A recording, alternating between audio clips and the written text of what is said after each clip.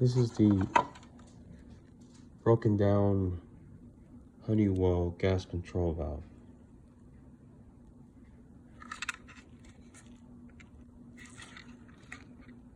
That guy. WV8860C1015. 5-inch water column. If you guys put a lot of pipe dope on your inlet, this one did have quite a bit. Just have in mind that it might end up in this filter. Insanely tight, really fine, I mean.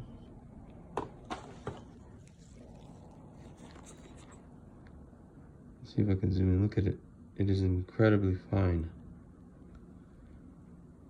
So, I guess theoretically, if you have a tiny little mirror, if you're troubleshooting a gas control valve, you can kind of see, maybe you don't, you just see it with the flashlight. You can see the filter in the background. If you put too much pipe though, you might clog it. Or, that's why you have to have a sediment trap before you run the line, the flex line into this guy. Or yeah.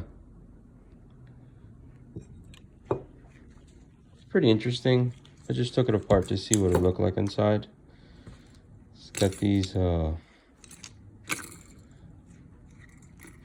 weird looking, I don't know what these are. Goes like that. Okay, this is the back side. That's the front. And you get these actuator looking guys like that. The other one sits like that in here. And they actually, I think they actually do make some kind of,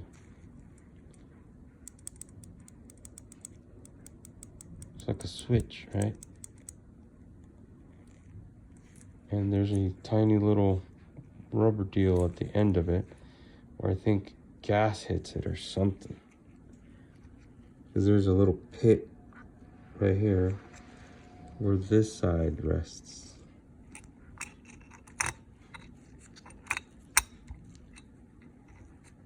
These get electricity through the motherboard.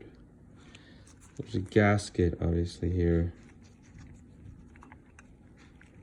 Something like that. Anyways, oh yeah, there you go. It goes like that in there. But the motherboard sends electricity to these, I think, through these little pits. So you got 1, 2, 3.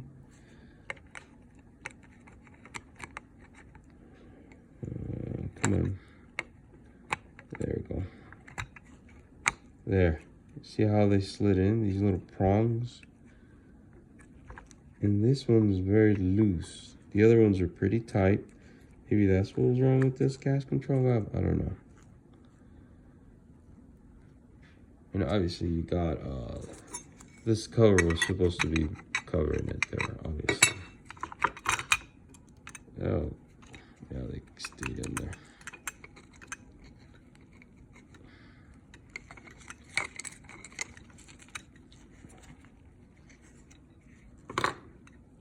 Things popped off.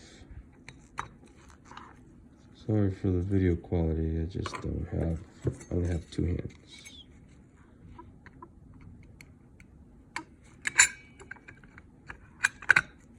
Perfect, there.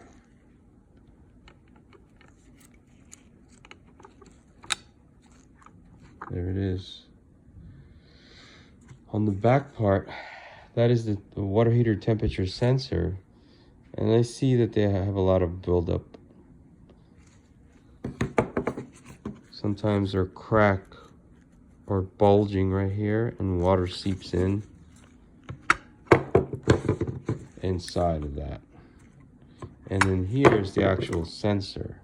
You can even order this and test it. See, there's a part number on that. You can actually order. It's about 20 bucks to 40. And you can, there's a bunch of YouTube videos on guys testing these. And this sensor goes right in there.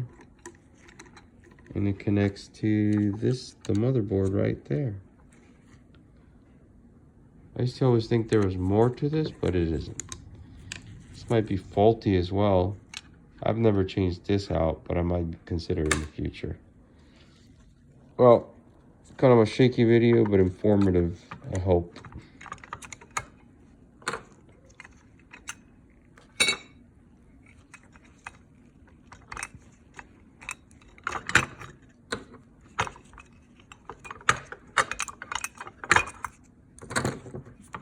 And if you blow back this way, towards the inlet, it sounds like this. Oh, never mind. Never mind. Since I took it apart, it doesn't make a weird. It made like a muffler sound. This is really thin and rubbery. All right, I'm gonna pull this filter out. Let's see how dang thin it is.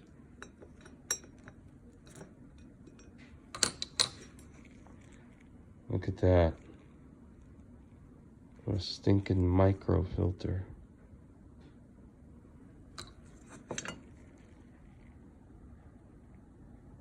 Have a nice day, guys.